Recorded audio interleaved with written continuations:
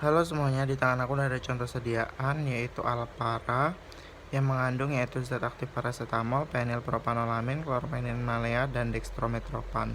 Nah, obat ini digunakan untuk mengatasi gejala flu ya seperti demam, sakit kepala, hidung tersumbat, bersin-bersin, dan batuk.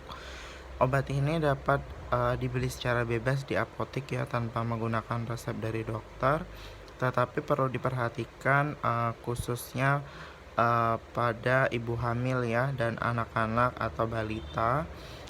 Sebaiknya berkonsultasi terlebih dahulu kepada dokter atau pelayanan kesehatan terdekat ketika Anda menderita flu atau batuk ya, agar mendapatkan obat yang aman atau sesuai dengan kondisi.